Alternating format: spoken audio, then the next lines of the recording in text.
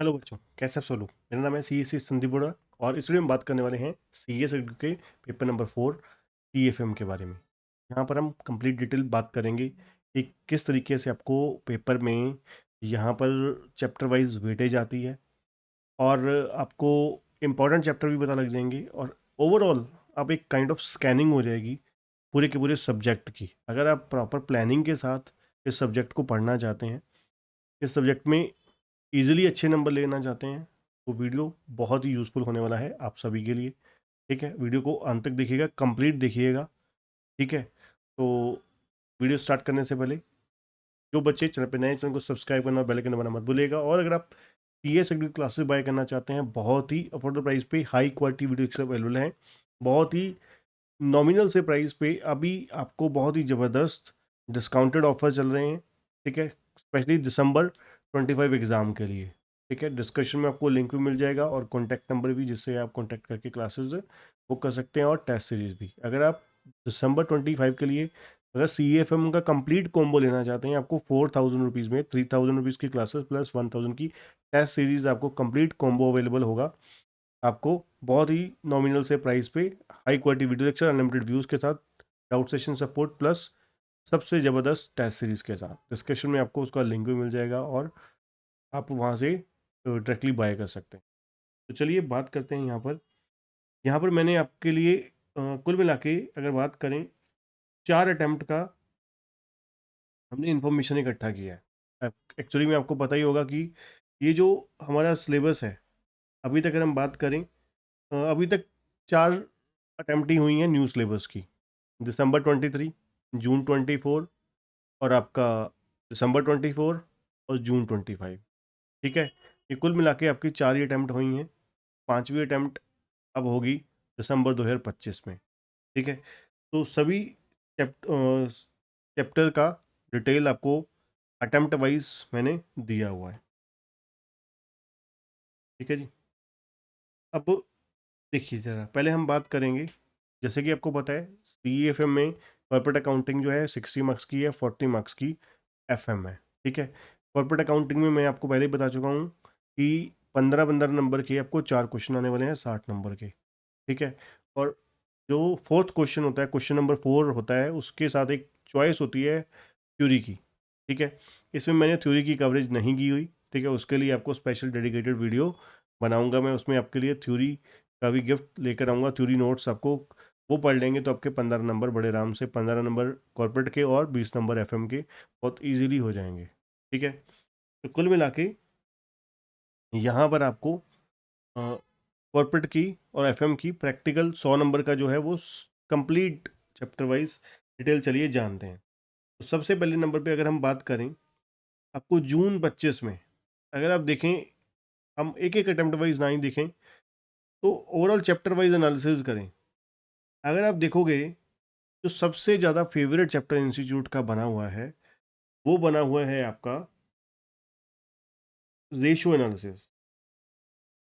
Ratio analysis आपने देखा, जून 25 में 3 नंबर का प्लस 5-5 नंबर के 3 क्वेश्चन आए हुए हैं। फिर दिसंबर 24 में 5-5 4 नंबर का आया हुआ है। जून 24 में 5+7 का आया हुआ है। दिसंबर 23 में 5 नंबर का आया हुआ है। मतलब आपका ऑन एन एवरेज लगाएं तो 10 से 15 नंबर का आपको 60 में से रेशियो एनालिसिस ही आ रहा है। ठीक है, उसके बाद अगर हम बात करें सेकंड मोस्ट इम्पॉर्टेंट, अगर हम बात करें वो कौन सा है आपका, सेकंड मोस्ट इम्पॉर्टेंट आपका आ जाता है,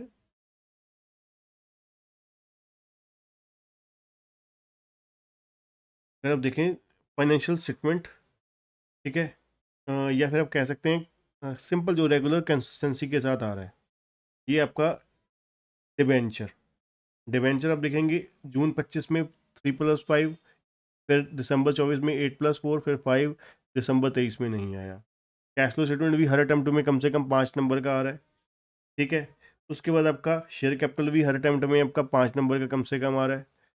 ठीक है, और अगर आप देखेंगे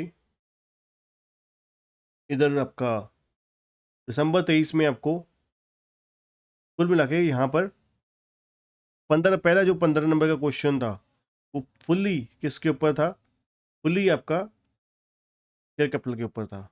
और ये जो अपना 5 नंबर एक्स्ट्रा है, ये ऊपर नीचे हो गया। वो डिबेंचर का क्या बात देखेंगे, डिबेंचर भी 5 से 8 नंबर का हर बार ही आ रहा है। तो कुल मिला के अगर आप देखेंगे, एक क्वेश्चन आपको अंडर राइटिंग का भी आ रहा है, ठीक है, 3 से 5 नंबर का अंडर राइटिंग का हर बार ही आ रहा है, ठीक है। कंसोलिडेशन भी आ रहा है, बट उसमें मेहनत बहुत है। अब मैं आपको चलिए प्रायोरिटी वाइज इंपॉर्टेंट बताता हूँ कि ये शीट मैं आपको शेयर कर दूंगा, ठीक है।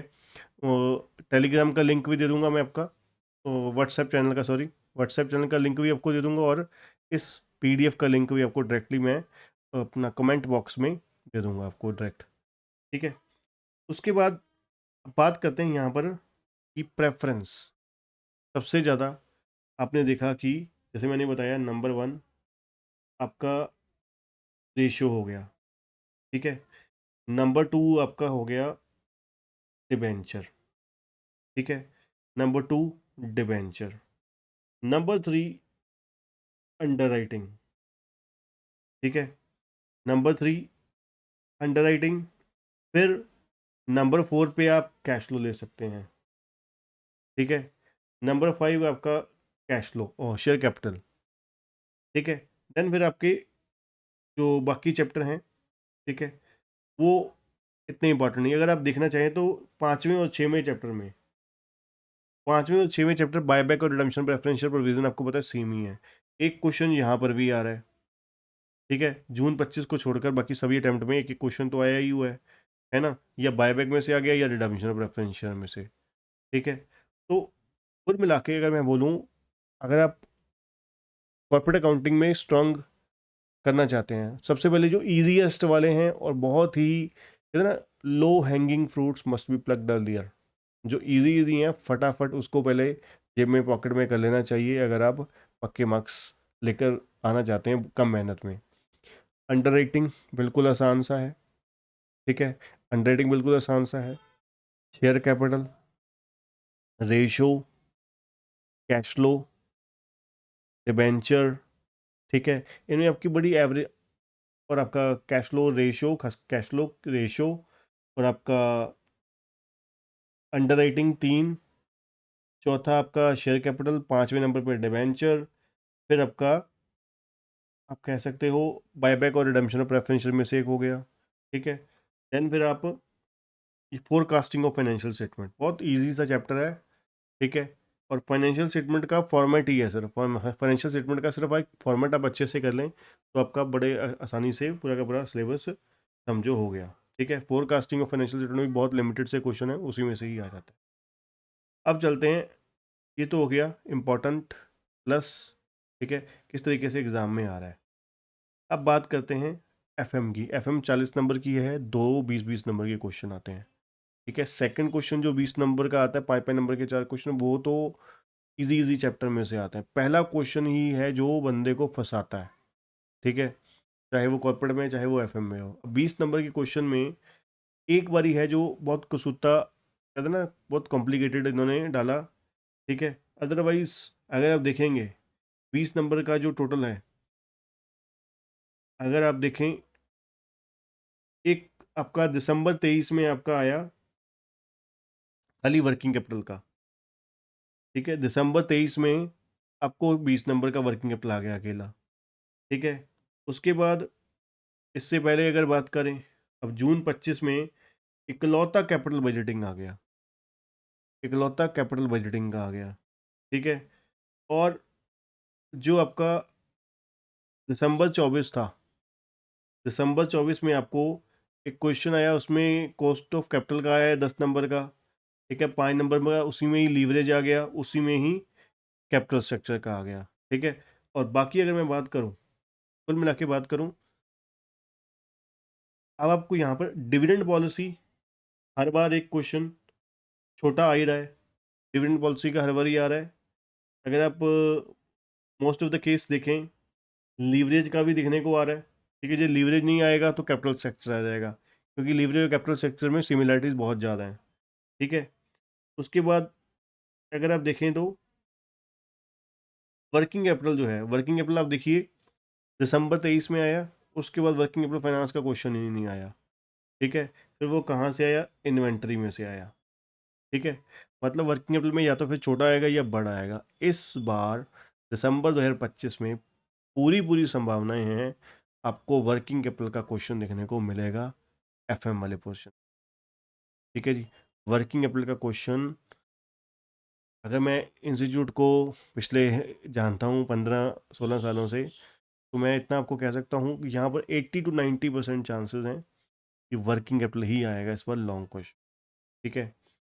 और कैपिटल बजटिंग मैक्सिमम 5 नंबर का आने वाला है, मैक्सिमम 5 नंबर, क्योंकि बहुत बड़ा question full fledge chapter cover कर दिया इन्होंने कैपिटल बजटिंग में। ठीक है। तो इस बार मैक्सिमम चांसेस जो हैं आपको वर्किंग कैपिटल के आने के हैं बड़ा।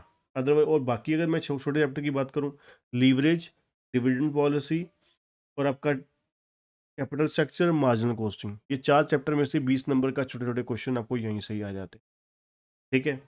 और बाकी बचे थ्योरी का, उसके लिए जैसे मैंने आपको बोला कि हम अलग से चैप्टर बनाएंगे और वीडियो बनाएंगे छोटा सा, जिसमें कंप्लीट कवरेज हो जाएगी इन सभी कॉन्सेप्ट के ऊपर, थ्योरी के ऊपर।